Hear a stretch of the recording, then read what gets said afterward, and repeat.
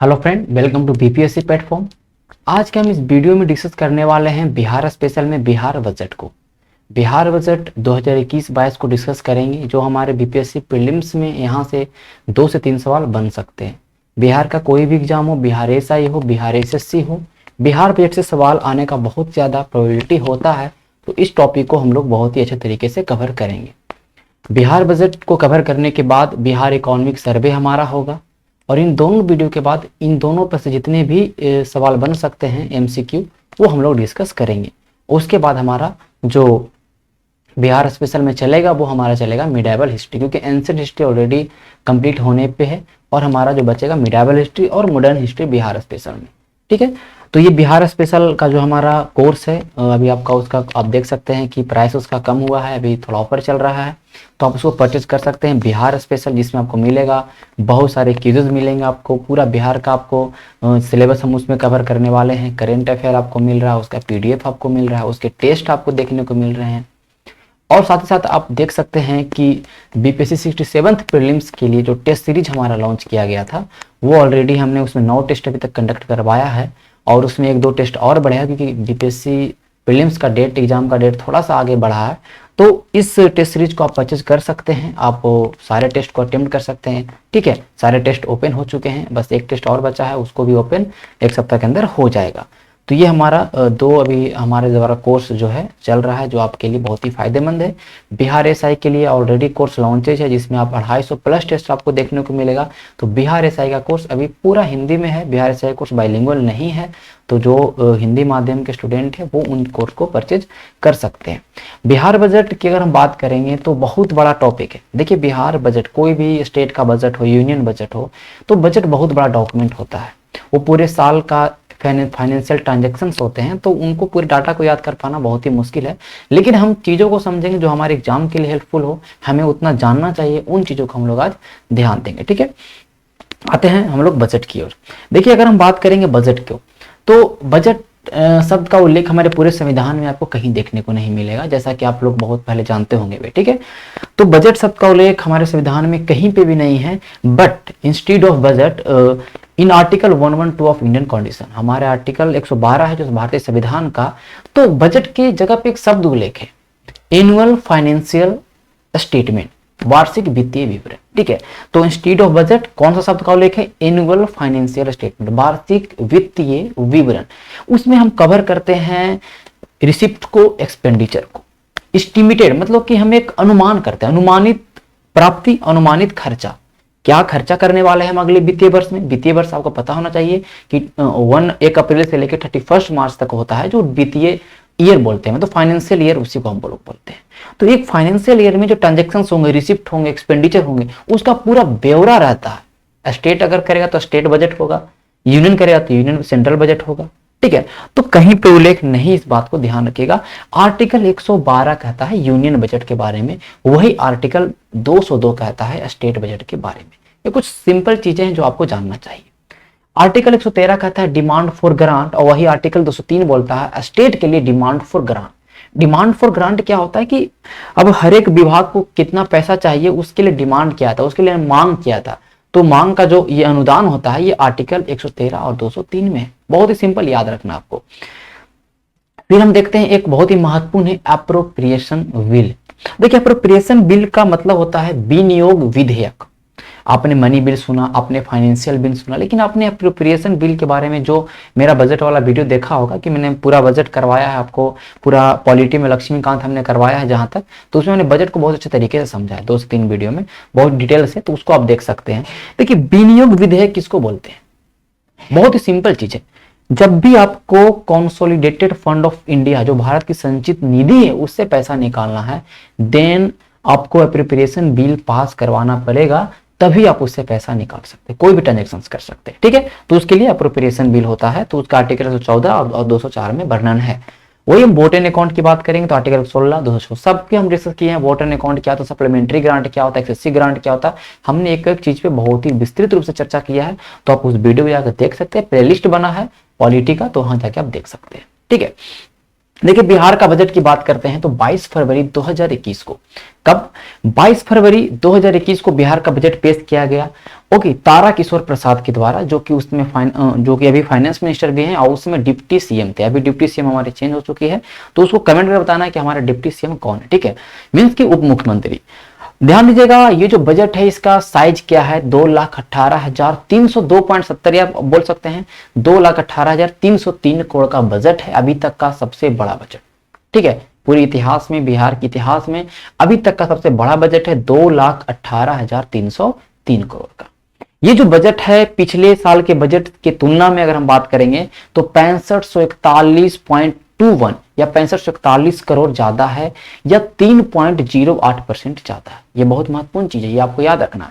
कितना परसेंट ज्यादा है, तो 3.08% ये बजट ज्यादा है पिछले साल की तुलना में। देखिए पिछला साल अगर हम बात करते हैं तो कोविड-19 था, तो वहां पे बहुत ज्यादा इंपैक्ट किया, तो ज्यादा स्टैंडर्ड ईयर नहीं मानेंगे हम कंपैरिजन करने के लिए बजट को, लेकिन फिर भी हम जब बजट को कंपैरिजन करेंगे तो देख पा रहे हैं कि ज्यादातर आपको बहुत सारा डाटा मिलेगा बजट में, तो कंपैरिजन किया गया 19-20 से, ठीक है, तो वो चीजें आपको समझना है। लेकिन ये पिछले साल के कंपेरिजन में 6541 करोड़ से ज्यादा का ये बजट है, ये आपको ध्यान में रखना चाहिए, ठीक है, यहां तक कोई दिक्कत नहीं होगा। ओके, चलते हैं आगे, हम आगे देखते हैं आगे क्या क्या चीजें हैं जिसको हम लोग समझ सकते हैं। अब देखिए, ये मैंने थोड़ा सा एक्स्ट्रा चीजें डाला हूं मैं, structure of government account. Government account 3 तरह के होते हैं, 3 तरह के निधियां होती है भारत सरकार की, या स्टेट गवर्नमेंट की बात करें तो वो भी सेम 3 तरह की होती हैं, ठीक है, कोई भी स्टेट हो और या तो यूनियन हो, 3 तरह की निधियां आपको देखने को मिलेगी। Consolidated fund of India, contingency fund of India, and last one is public account. देखिए कॉन्सोलिडेटेड का हिंदी होता है संचित निधि, और इसका वर्णन है आर्टिकल 2661, मतलब 266 के 1 में, और वही 266 का 2 में वर्णन है लोक लेखा पब्लिक अकाउंट का, ठीक है। अब कॉन्टीजेंसी जो कॉन्सोलिडेटेड फंड होता है, मैंने क्या बोला, इस बिना अप्रोप्रिएशन बिल के इससे पैसा नहीं निकाल सकते, इसके लिए लेजिस्लेचर अप्रोप्रिएशन बिल पेश करना पड़ेगा और बिल पास होगा तब पैसा निकलेगा। वो बहुत नियम अलग अलग है, मैंने बताया आपको अच्छे तरीके से, ठीक है, कौन सा चार्ज एक्सपेंडिचर होता है, कौन सा वोटेड एक्सपेंडिचर होता है, मैंने बहुत अच्छे तरीके से आपको समझाया है, जहां वहां पे जाकर देख सकते हैं। देखिए रेवेन्यू और आपका कहने का मतलब रेवेन्यू, रेवेन्यू मतलब कहने का राजस्व, जितने भी राजस्व की प्राप्ति होगी, हमें टैक्स से जितना भी पैसा आएगा, टैक्स से, बिना टैक्स वाला मतलब नॉन टैक्स भी होते हैं, कुछ ग्रांट इन एड्स होते हैं, सेंट्रल गवर्नमेंट स्टेट को देती है, तो वो जितने भी पैसे प्राप्त होंगे वो कहलाएंगे रिसीट। क्या कहलाएंगे? रिसीट मीन्स प्राप्ति। क्या होता है? प्राप्ति। तो उसको क्या बोलते हैं? रेवेन्यू रिसीट बोलते हैं। वही अदर देन अगर हम बात करते हैं, 2 तरह के रिसीट होते हैं, मैं आपको पूरा अच्छे तरीके से बता दूं, 2 तरह के रिसीट होते हैं जो कि आपको जानना चाहिए, ठीक है। तो 2 तरह के रिसीट होते हैं, एक रेवेन्यू रिसीट होते हैं और एक कैपिटल रिसीट होते हैं। एक्सपेंडिचर खर्चे 2 तरह के होते हैं, एक रेवेन्यू खर्चे और कैपिटल खर्चे। रेवेन्यू रिसीट का मतलब राजस्व प्राप्ति, और कैपिटल रिसीट मतलब आपका पूंजीगत प्राप्ति, ठीक है। इन दोनों को समझना है। रेवेन्यू रिसीट क्या बोलते हैं? जो टैक्सेस से पैसा हमारे पास आया, जो पैसा नॉन टैक्सेस से आया, जो पैसा ग्रांट इन एड्स से आया, मतलब कहने का मतलब कि जो सेंट्रल गवर्नमेंट स्टेट गवर्नमेंट को देती है, वो सारे जो पैसे हैं वो कहलाते हैं रेवेन्यू रिसीट, राजस्व प्राप्ति। वही अगर हम बात करेंगे कैपिटल रिसीट की बात करेंगे, तो कैपिटल रिसीट लोन रिकवरी हमने किया, हमने वर्ल्ड बैंक या कोई किसी बैंक ने लोन दिया स्टेट को, ठीक है। कंट्री के मामले में भी यही होगा, मतलब यूनियन के मामले में भी यही होगा, सेम चीज, ठीक है। अगर हम यूनियन की बात करें, इंडिया की बात करते हैं, तो वहां पे भी कैपिटल रिसीट और रेवेन्यू, तो ये कहीं पे भी कोई भी एक संस्था के लिए, कोई भी कंपनी के लिए कैपिटल रिसीट और रेवेन्यू रिसीट सेम डेफिनेशन होगा, ठीक है। तो लोन आया, ठीक है, या सरकार ने, कहने का मतलब कि वर्ल्ड बैंक से लोन लिया, ठीक है, पब्लिक डेब्ट किसी तरह के हैं, तो वो सारे कहलाएंगे कैपिटल रिसीट। क्या कहलाएंगे? कैपिटल रिसीट कहलाएंगे, ठीक है। यहां तक की चीज आपको समझ में आ रहा होगा, ठीक है। अब देखिए खर्चे 2 तरह के होते हैं, एक्सपेंडिचर रेवेन्यू में और एक्सपेंडिचर कैपिटल में। इस बात को समझना है, कैपिटल एक्सपेंडिचर क्या होता है, रेवेन्यू एक्सपेंडिचर क्या होता है। देखिए अब समझिएगा बात को, अगर हमें एक डैम बनाना है तो डैम के लिए पैसे लगेंगे, तो जब हमने डैम बनाने के लिए पैसे खर्च किए, तो जो हमारा पैसा खर्चा हुआ वो एक तरह का पूंजीगत एक्सपेंडिचर हुआ। हमने पूंजी का निर्माण किया, हमने एक एसेट का निर्माण किया, तो उस एसेट को क्रिएट करने में जो खर्चा हुआ उसको बोल देते हैं कैपिटल एक्सपेंडिचर। मतलब फॉर्मेशन ऑफ फिजिकल और financial position is called capital expenditure. ठीक है, समझ गए बात को। ओके, अब इस डैम को आपने बना दिया, डैम से बिजली उत्पादन आप कर रहे हैं, बहुत अच्छी बात है। डैम से आपने नहर निकाला, बहुत अच्छी बात है। इन बिजली उत्पादन करने से आपको रेवेन्यू जनरेट हो रहा है, आप रेवेन्यू आप कमा रहे हैं, कोई बात नहीं। इस डैम को चलाने के लिए लोग हैं आपके पास, बहुत सारे एम्प्लॉयज को आपने रखा है, उनको पेमेंट देना है, तो उनको पेमेंट कहाँ से मिलेगा? तो इनको जो पेमेंट देंगे वो कहलाएगा रेवेन्यू एक्सपेंडिचर, क्योंकि आप रेवेन्यू को जनरेट कर रहे हैं, उन लोगों से आप राजस्व की प्राप्ति भी कर रहे हैं ना, तो वो खर्चा कहलाता है रेवेन्यू एक्सपेंडिचर। समझ बात को। रेवेन्यू प्राप्ति कहां हुआ? टैक्स से आया। कैपिटल प्राप्ति किसको बोल दिए? जो लोन वोन से आया। कैपिटल एक्सपेंडिचर क्या हुआ? किसी का निर्माण कर दिए, और उसको निर्माण करने में उस जो भी अपने निर्माण किया एसेट का, उसको देखभाल करने में, उसको डेली चलाने में जो भी पैसे खर्च हो रहे हैं वो हमारे हैं रेवेन्यू एक्सपेंडिचर, राजस्व व्यय, राजस्व व्यय। यहां तक क्या आपकी चीजें क्लियर हो गया होगा। और हम आगे चलते हैं, ये सारी चीज समझाना जरूरी था क्योंकि बहुत ही महत्वपूर्ण था। वही देखिए, कॉन्टीजेंसी फंड की बात करेंगे तो कॉन्टीजेंसी फंड को निर्माण किया गया कहीं भी अनफोर्सिन एक्सपेंडिचर के लिए। मान लेते हैं कि सुखाड़ आ जाए, कहीं पे बाढ़ आ जाए, या कहीं पे ऐसा आपदा आ जाए, वहां पे पैसे की जरूरत है अगर सरकार को, तो बार बार तो अप्रोप्रिएशन बिल नहीं पास करे। अप्रोप्रिएशन बिल पास करो, फिर टाइम लगेगा, संसद बैठी है नहीं बैठी है, इसलिए कॉन्टीजेंसी फंड बनाया गया, आकस्मिक निधि बनाया गया। कभी आकस्मिकता में पैसा की जरूरत पड़ जाए तो उससे हम निकाल लेंगे, फिर बाद में फिर उसको डाल देंगे। तो वो 500 करोड़ का उसका मतलब, कहने का मतलब कि कैपेसिटी कंटीजेंसी फंड का, उसको और बढ़ाया जाएगा इस बार। ठीक, इस बात को ध्यान रखिएगा। एक होता है पब्लिक अकाउंट, लोक लेखा। लोक लेखा कुछ भी नहीं है, यहाँ पे पब्लिक नाम है, मतलब लोगों का इसमें अकाउंट है। सरकार की पैसा उसमें नहीं, उसमें लोगों का पैसा है। एम्प्लॉयज हैं, गवर्नमेंट एम्प्लॉय, उनका किन्हीं का जीपीएफ कट रहा है, किन्हीं का एनपीएस कट रहा है। ठीक है, किन लोगों ने जमा किया, तो सारे स्मॉल सेविंग स्कीम में जमा किया, पोस्ट ऑफिस में पैसा जमा किया, वो सारे पैसे जो जमा होते हैं वो होते हैं पब्लिक अकाउंट में। That is mention in article 266 का 2 में। ठीक है, यहाँ तक कोई दिक्कत नहीं होगा। यहाँ तक आप चीजों को समझ पाए होंगे, और बहुत ही ज्यादा ये कहने का मतलब ये टफ टॉपिक नहीं है। इस चीज तीनों को अगर थोड़ा सा ध्यान से देखेगा तो सब कुछ समझ में आपको आ जाएगा। ठीक है, अब देखिए बजट टोटली क्या होता है। मैंने आपको शुरू में बताया भैया हम क्या खर्चा करने वाले हैं आने वाले समय में, वो होता है बजट। तो ठीक है, खर्चा तो कर दोगे, तुम्हारे पास पैसा भी तो आना चाहिए। तो जो पैसा हमारा आने वाला है, तो बिहार सरकार का कहना है कि हम 2021-22 में 2,18,503 करोड़ रुपए की प्राप्ति करेंगे। रिसीट हमारे इतना आएगा। कौन कौन क्षेत्र से आएगा वो यहाँ पे लिखा हुआ है। ठीक है, और बोला कि हम खर्चा जो करेंगे, हम बजट का जो मेरा साइज है वो है 2,18,303 करोड़, 200 करोड़ कम। ठीक है, ध्यान रखिएगा। इतना राजस्व की उगाही करेगा, इतना रिसीट प्राप्ति करेगा। ठीक है, और इतना कहने का मतलब क्या कर देगा भैया? खर्चा कर देगा। कोई दिक्कत यहां तक नहीं होगा। देखिए समझिएगा बातों को। अब इसमें बहुत सारी चीजें हैं। केंद्रीय करों में राज्य का अंश, जो हम 2,18,503 को हमने 100% में किया, मतलब परसेंटेज के मामले में, तो हमें जो सबसे ज्यादा पैसा प्राप्त होगा 2021-22 में, वो हमें पैसा कहां से प्राप्त होगा? वो हमें पैसा प्राप्त होगा केंद्रीय करों में राज्य का अंश। केंद्रीय करों में राज्य का अंश, जो भी सेंट्रल के द्वारा टैक्स लगाया जाता है, जैसे जीएसटी हो गया, तो उसमें एक स्टेट जीएसटी होता है। तो जो स्टेट को मिलेगा जीएसटी में हिस्सा, और भी बहुत सारे टैक्सेस में जो स्टेट को मिलेगा, उससे आता है लगभग 41.73%। It's a large amount. आप समझ सकते, बहुत बड़ा नंबर है, ये बहुत बड़ा अमाउंट है। 2,18,000 में 41%, मतलब लगभग की 99,000 करोड़ रुपया जो पैसा आएगा वो आएगा कहां से? केंद्रीय करों में राज्य का अंश से। State share in the central taxes. ठीक है, ओके। अब देखिए फिर सेकंड नंबर पे आपका आता है भैया केंद्र सरकार से सहायता अनुदान। यहां भी यही है, कुछ फाइनेंशियल असिस्टेंस मिलता है राज्य सरकार को। कभी कभी कुछ ऐसा देखते होंगे, बहुत सारे अनुदान मिलते रहते हैं राज्यों को केंद्र सरकार के द्वारा।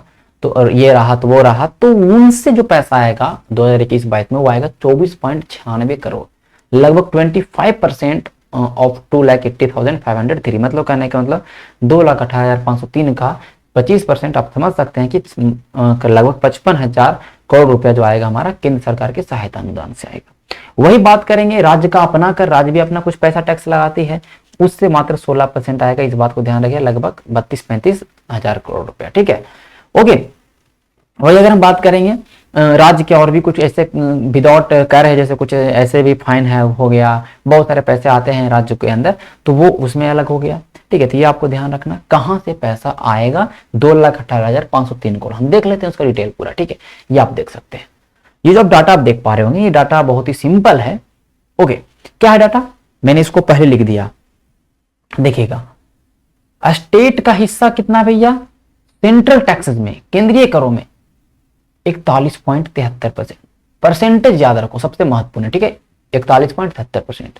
जो मैंने सर्कल किया है वो सारे परसेंटेज बहुत ही महत्वपूर्ण है, इस बात को बहुत ही महत्वपूर्ण है। ओके, वही अगर हम बात करेंगे grant in aid from the centre, जो हमें केंद्र सरकार से सहायता मिलता है 24%, लगभग हमें केवल केंद्र से जो पैसा प्राप्त हो रहा है 67%।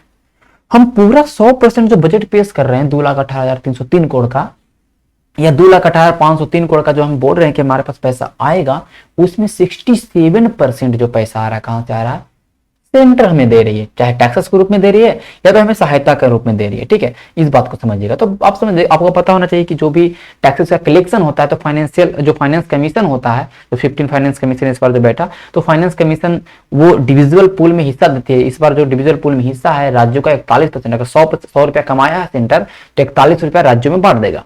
ठीक है, और उसमें भी बिहार का जो हिस्सा है डिविजिबल पूल में 4.12 है। अगर 100 रुपया राज्य सरकार केंद्र सरकार बांटेगी, तो उसमें 4 रुपया बिहार को प्राप्त होगा। इस बात को ध्यान रखिएगा। ओके, और इस बार डिविजिबल पूल में जो आप समझिएगा कि इस बार थोड़ा सा बढ़ाया गया है, तो वो सारे डाटा आपको याद रखने हैं। ठीक है, 15 फाइनेंस कमीशन में बढ़ाया गया है, यहां तक कोई दिक्कत नहीं होगा।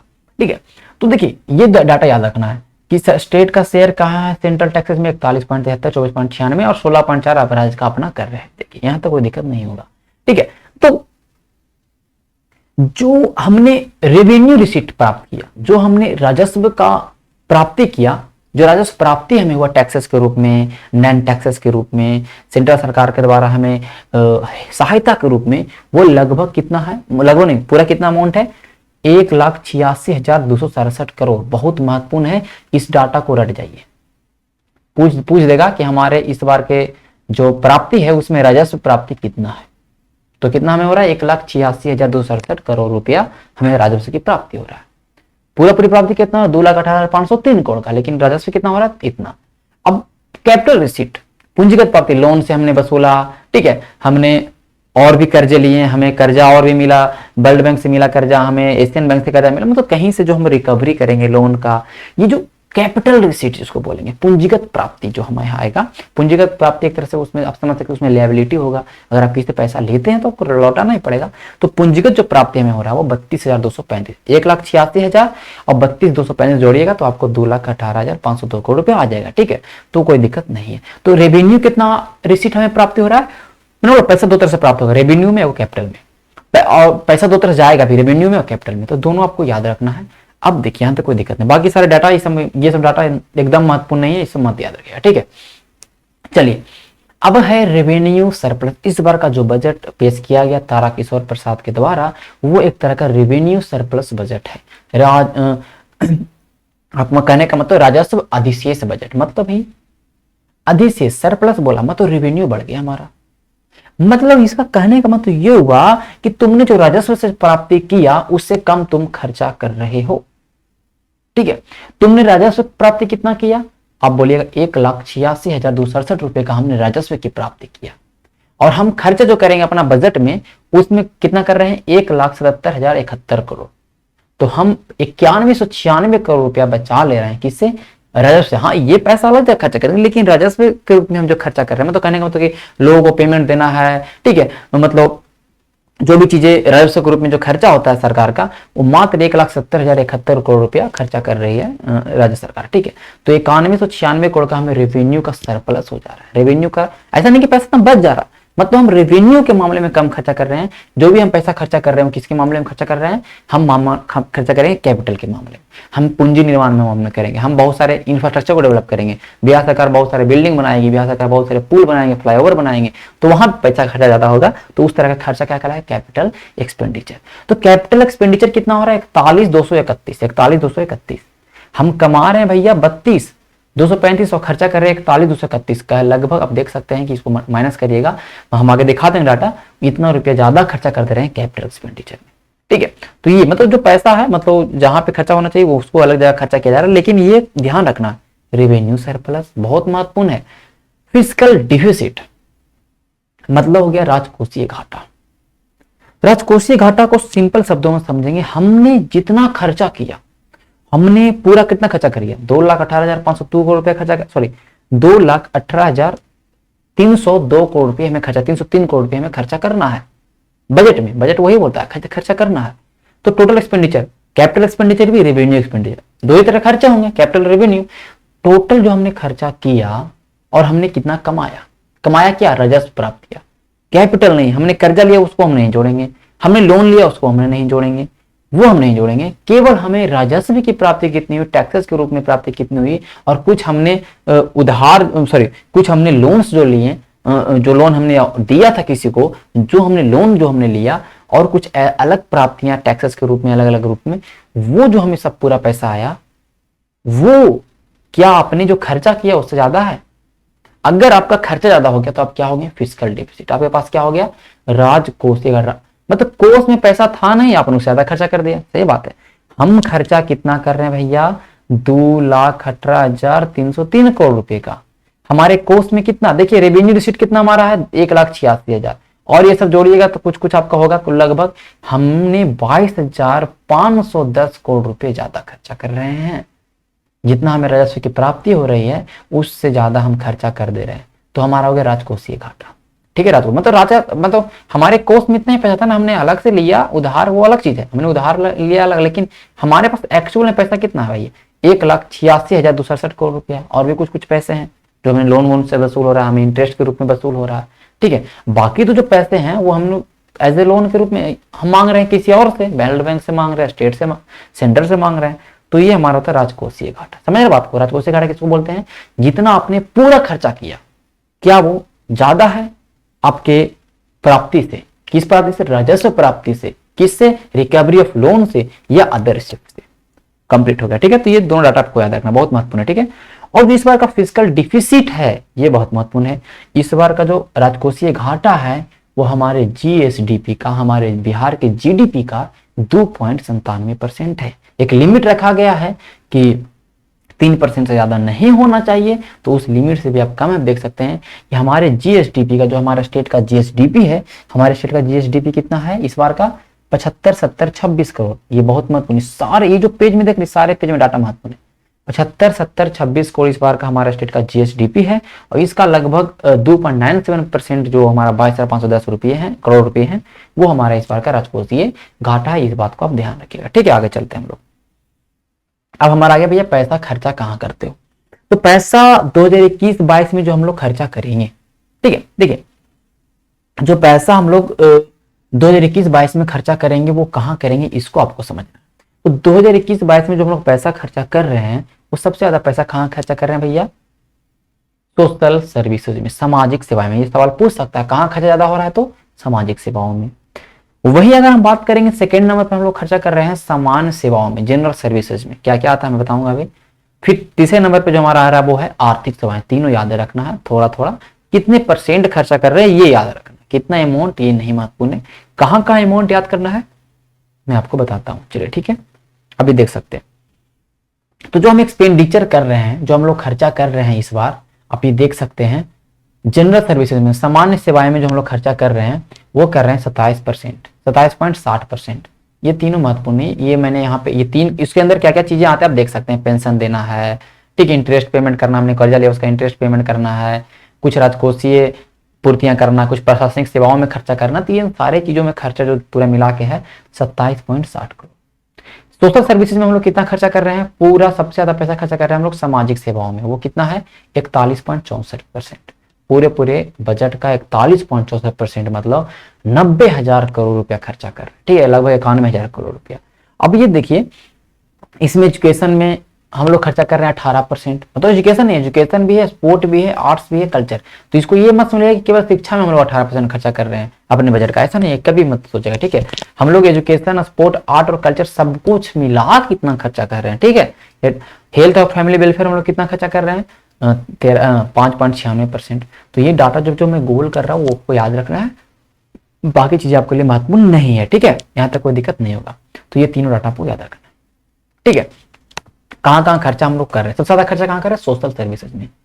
वही हम बात करते हैं इकोनॉमिक सर्विस में कहाँ खर्चा कर रहे हैं। तीसरे नंबर पर जो हमारा आर्थिक सेवाएं आ रही हैं उसमें देख सकते हैं ग्रामीण विकास पे हम लोग 11% खर्चा कर रहे हैं, और हम लोग उद्योग धंधे पे हम लोग 0.58% खर्चा कर रहे हैं, लगभग बहुत ही कम खर्चा कर रहे हैं हम लोग उद्योग और खानों में। हम लोग माइंस हमारे यहाँ उतना है नहीं, इंडस्ट्री हमारे यहाँ है नहीं, तो उन पे हम लोग बहुत ही कम खर्चा कर रहे हैं इस बार के बजट में, 0.58%, लगभग मात्र 1262 करोड़ रुपए, ठीक है। उससे ज्यादा हम लोग खर्चा कर रहे हैं सिंचाई में, ठीक है। उससे ज्यादा हम लोग खर्चा कर रहे हैं ग्रामीण विकास में। यहाँ तक कोई दिक्कत नहीं होगा। आगे चलते हैं हम लोग, तो परसेंटेज खाली याद रखना इसका। अब हम लोग आते हैं विभागवार व्यय। मतलब कहने का मतलब कि हर एक डिपार्टमेंट या एक क्षेत्र में हम लोग क्या क्या खर्चा कर रहे हैं ये हमें समझना है। देखिए एजुकेशन में हम लोग खर्चा कर रहे हैं 38,053 करोड़। कितना कर रहे हैं, 38,035 करोड़, ठीक है, 38,035.93। ये डाटा बहुत महत्वपूर्ण है। हम लोग खर्चा कर रहे हैं एजुकेशन, शिक्षा के क्षेत्र में। ये पूछ सकता है डायरेक्टली सवाल, शिक्षा के क्षेत्र में इस बार बजट में क्या खर्चे हैं, तो आप देख सकते हो, ठीक है।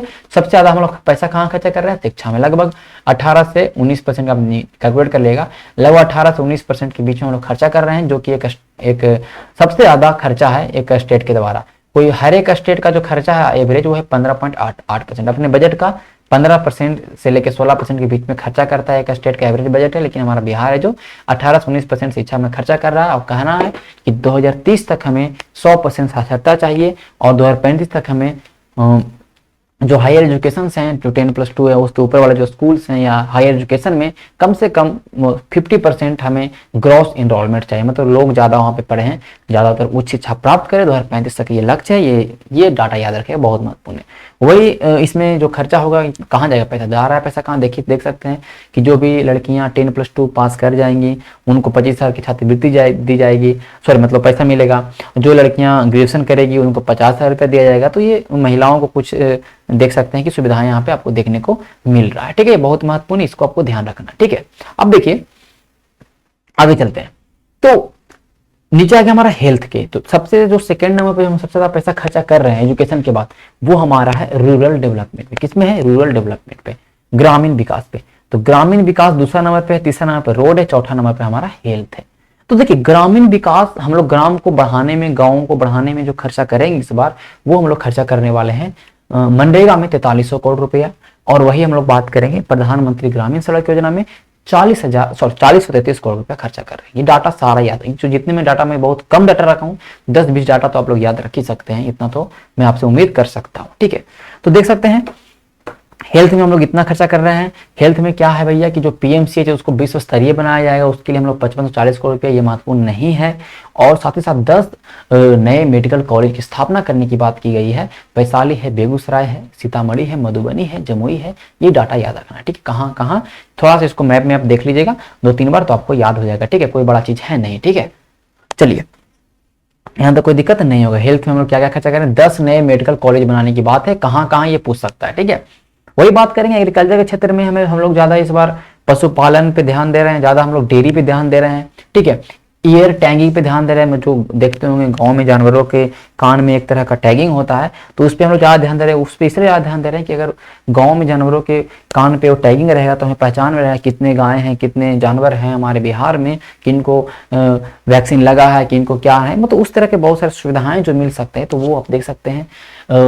पशु चिकित्सा और पशु महाविद्यालय खोला जाएगा कटिहार में, इसकी बात भी आपको देखने की पुष्टि की गई है, इसको ध्यान रखिएगा। एग्रीकल्चर में 12,066 करोड़, ठीक है, कोई दिक्कत नहीं है। अब देख सकते हैं हम लोग रोड में इतना, और निश्चय योजना में 46, बहुत महत्वपूर्ण निश्चय योजना। देखिए हमारा जो निश्चय योजना था, 7 निश्चय योजना था, बिहार सरकार 2015 में लॉन्च किया गया था, उसका पहला पार्ट, और इस बार 2020 से लेकर 2025 तक के सेकंड पार्ट लॉन्च किया जा रहा है। इस बात को ध्यान रखिएगा, निश्चय योजना, ठीक है। उसके लिए 4671 करोड़ रुपए का प्रावधान है, जो कि बहुत महत्वपूर्ण है, ठीक है। बजट एलोकेशन जो किया गया है 2022-21 के लिए, 2021-22 के लिए, वो 4671 करोड़ रुपया किया गया, किसके लिए, निश्चय योजना टू के निश्चय योजना 2 में बहुत सारी चीजें हैं, युवा शक्ति, बिहार की प्रगति, सशक्त महिला, सक्षम महिला, वो हम देख लेते हैं। ठीक है, देखिए 7 निश्चय पार्ट 2 से खुलेगा राज्य के विकास का रास्ता। ये डाटा आपको पूरा ये पेपर का लिया हुआ, तो इसमें बहुत अच्छे तरीके से बताया गया है।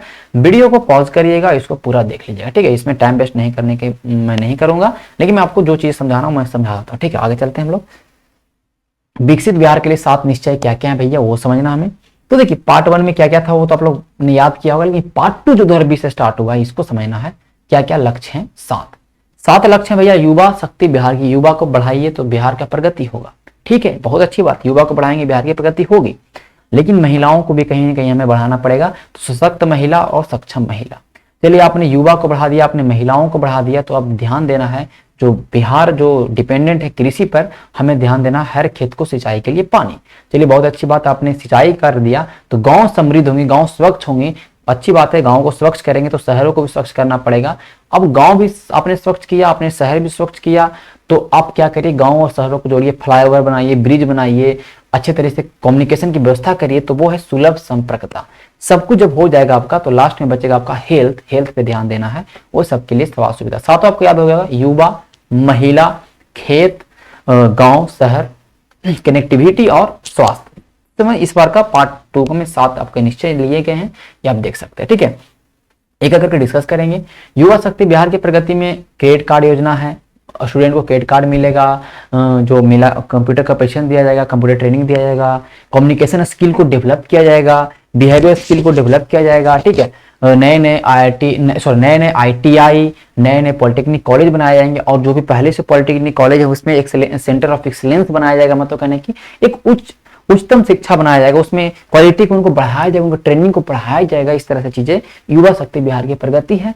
जो भी युवा उद्यमी करना, मतलब जो बिजनेस करना चाहते हैं, एंटरप्रेन्योर बनना चाहते हैं, उनके लिए 10 लाख का लोन दिया जाएगा, 10 लाख के लोन दिया जाएगा। उसमें 5 लाख का लोन माफ है भैया, और 5 लाख का जो लोन है उसमें आपको 1% आपको ब्याज लगेगा, इंटरेस्ट लगेगा। ठीक है, वही हम बात करें सेकंड जो नंबर है सशक्त महिला, सक्षम महिला, तो महिलाओं को सबसे पहली बार 35% गवर्नमेंट जॉब में आरक्षण देने की बात की गई है। 35% गवर्नमेंट जॉब में आरक्षण मिलेगा, और बोलेगा आप लोग भी बिजनेस करिए, आपको भी हम लोग 10 लाख देंगे, 5 लाख तो आपको भी माफ करेंगे, और 5 लाख जो आप जिसपे मतलब देना है आपको, उस पर नो टैक्सेस, नो इंटरेस्ट।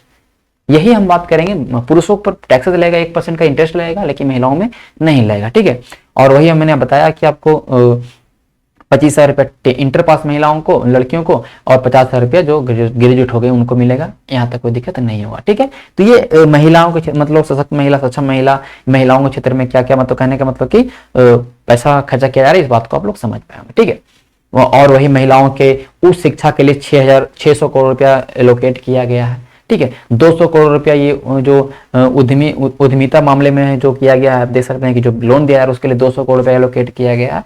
और साथ साथ बात करते हैं तो महिलाओं के लिए, महिलाओं ने एक नया उद्यमिता विभाग ही बनाया गया। ठीक है, एक नया एक तरह का विभाग ही बनाया गया है जो इन तरह के उद्यमियों को ट्रेनिंग देगा, उन उद्यमियों को लोन वोन देगा, उनके लिए एक नया विभाग बनाया गया इस बार के बजट में। इस बात को आप लोग को ध्यान रखना है। ठीक है, चलिए आगे चलते हैं और चलते हैं। हाँ, अब क्या हमारा हर खेत तक पानी। हाँ, मतलब वही है कि सिंचाई की व्यवस्था अच्छा की जाए, सिंचाई अच्छा रहेगा, अच्छे से फसल होंगे, तभी तो गांव विकसित होंगे, समृद्ध गांव होंगे। ठीक है, समृद्ध गांव, स्वच्छ गांव का मतलब, स्वच्छ गांव का मतलब ये बेस्ट मैनेजमेंट अच्छा रखिए। मतलब कहने का मतलब कि जो अपशिष्ट प्रबंधन है, बेस्ट मैनेजमेंट, उनको अच्छा कर दीजिए। ठीक है, गाँव को अच्छा लगाना, गाँव को अच्छा दिखाना है, समृद्ध करना है, तो गाँव में स्ट्रीट लाइट लगाइए। 150 करोड़ रुपया हम लोग देते हैं, किसके लिए? सोलर स्ट्रीट लाइट लगवाने के लिए। बजट में इतना एलोकेट किया गया है। हर घर जल नल जो योजना चल रहा था उसको भी लागू रखिए, उसको और अच्छा से बढ़ाया जाए। ठीक है, और मत्स्य पालन, पशुपालन में उसको में भी थोड़ा फोकस किया जाए। साथ साथ ये कहा गया कि जो कोऑपरेशन जो है, कोऑपरेटिव सहकारिता पर जोर दिया जाए, उसके लिए 1534 करोड़ रुपए का प्रावधान किया गया। सहकारिता मतलब कहने का मतलब ये हुआ कि देखते हैं गांव में बहुत सारे कोऑपरेटिव सोसाइटी चलते हैं, मतलब कह सकते हैं कि महिलाओं का समूह चलता है, पैसा जमा करती हैं, छोटे मोटे बहुत सारे ऐसे स्कीम्स हैं, तो उसके लिए कोऑपरेशन पे इम्फेसिस किया जाए, मतलब ठीक है इम्फेसिस किया जाए, उसको आप ध्यान रख सकते हैं। ठीक है, स्वच्छ शहर, विकसित शहर में कहा गया है कि शहर स्वच्छ होना चाहिए, तो शहरों में भी अच्छे तरीके से जो नाले वाले होते हैं उनको भी अच्छा कंडीशन किया जाए। शहरों में बहुत सारे वृद्ध होते हैं जो उनके रहने की जगह नहीं है, गरीब लोग हैं जो इधर फुटपाथ पे सोते हैं, तो उनके लिए एक बहुमंजिला आवास बनाया जाए, उनके लिए एक रेसिडेंस बनाया जाए, वहाँ पे लोग रहें। बहुत सारे जो भी मुर्दा, कहने का मतलब जहाँ पे लाशें जलती हैं वहाँ उनका इलेक्ट्रॉनिक तरीके में हीटर किया जाए वहाँ पर, ठीक है। मोक्ष धाम बनाया जाए, तो गाँव को अच्छा तरीके से बनाया जाए, जो स्मार्ट सिटी की कल्पना है उस तरह चीजें कहीं ना कहीं किया जाना चाहिए, ठीक है। फिर और भी अगर अर्बन डेवलपमेंट में हम बात करते हैं तो बहुत सारा चीजें हैं भैया, कि अर्बन डेवलपमेंट में ये कहा गया है कि पटना है, बेगूसराय है, छपरा है, भागलपुर है, आरा है, बक्सर है, हाजीपुर है, जो भी गंगा किनारे शहर हैं वहां पे रिवर फ्रंट प्रोजेक्ट बनाया जाए।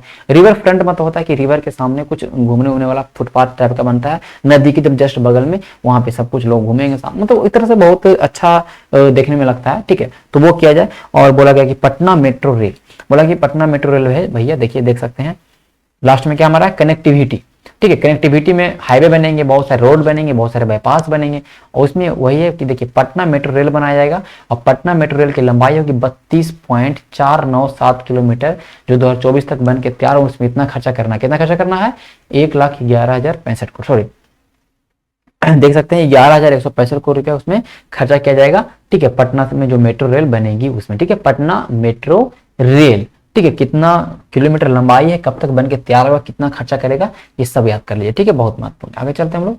हाँ, स्वास्थ्य सुविधा है कि स्वास्थ्य सुविधा के लिए बेहतर बनाने के लिए बोला गया कि जो बेहतर बनाने के लिए ऐसा करना है कि टेलीमेडिसिन की व्यवस्था की जाए, लोग फोन करें, उनको उनके पास दवा पहुंच जाए, ऐप की सहायता से, कॉल सेंटर की सहायता से वो कुछ सुझाव ले सके, एडवाइस ले सके डॉक्टरों का। अस्पताल को अनुमंडल और जिला अस्पताल है उनको जोड़ा जाए, ठीक है। तो मतलब कहने का मतलब बहुत अच्छा जो सुविधाएं हैं पहले से मौजूद है अस्पताल में, उनमें सुविधाएं को बेहतर बनाया जाए, उनको विस्तार किया जाए, मतलब इस तरह से चीज इसमें की गई। उनके लिए पैसा दे सकते हैं कि हेल्थ सेक्टर में कहीं ना कहीं गवर्नमेंट सरकार, सॉरी जो गवर्नमेंट है वो कहीं ना कहीं इसमें खर्चा की है, ठीक है। आगे चलते हैं हम लोग।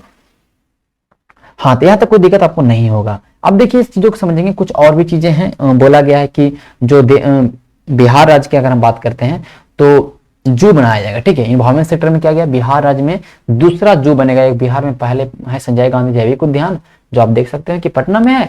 दूसरा जू बनाया जाएगा कहाँ पे, तो ये बनाया जाएगा अररिया में, 2021 तक ओपन हो जाएगा। अररिया के रानीगंज में वृक्ष वाटिका है, वहां पे बनेगा जू, 2021 तक बन के तैयार हो जाएगा, ठीक है भाई। उसी तरह से उद्यमिता नया विभाग बनाया गया है, जो भी लोन वोन देने के लिए, ठीक है। उद्यमिता विभाग नया बनाया गया है। नेचर सफारी बनेगा राजगीर में, ठीक है, नेचर सफारी बनेगा राजगीर में भाई, ठीक है। राजगीर में स्पोर्ट यूनिवर्सिटी बनेगा, ठीक है, राजगीर में स्पोर्ट यूनिवर्सिटी बनेगा, ठीक है, इस बात को समझिएगा जो मैंने आपको बताया, ठीक है। तो रांची में दो चीज, इंटरनेशनल क्रिकेट स्टेडियम जो भी बन भी रहा है, ठीक है, स्पोर्ट एकेडमी बनेगा जिसमें स्पोर्ट यूनिवर्सिटी रहेगा, तो ये सारे राजगीर में बनने वाले हैं, ठीक है। और राजगीर में नेचर सफारी बनेगा, दो चीज ध्यान रखना है, ठीक है। वही अगर हम बात करेंगे और भी आगे तो देख सकते हैं कि नदी को जोड़ने का परियोजना स्टार्ट हो चुका है।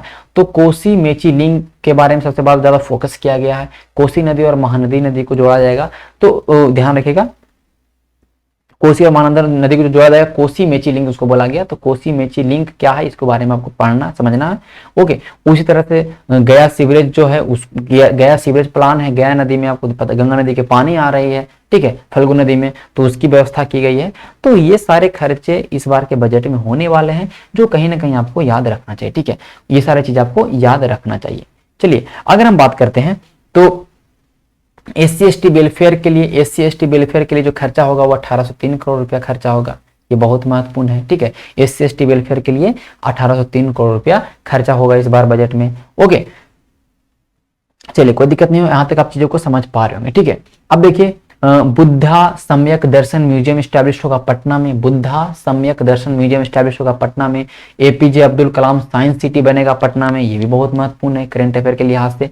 APJ Abdul Kalam science city, Buddha सम्यक दर्शन, ये सारे आपको देख सकते हैं दोनों पटना में स्टैब्लिश्ड होगा, ओके। ये दोनों पटना में स्टैब्लिश्ड होगा, यहाँ तक आप चीजें समझ पा रहे होंगे। चलिए अब देखिए जो लास्ट पेज आप देख सकते हैं, हमने राजस्व से प्राप्ति कितना किया, 1,86,267 करोड़ रुपया हमने राजस्व की उगाही की। मतलब कहने का मतलब कि रेवेन्यू रिसीट हमारा इतना है, हम रेवेन्यू खर्चा इतना कर रहे हैं, हमारे रेवेन्यू सरप्लस, जो हमने पहले डिस्कस किया था, ठीक है।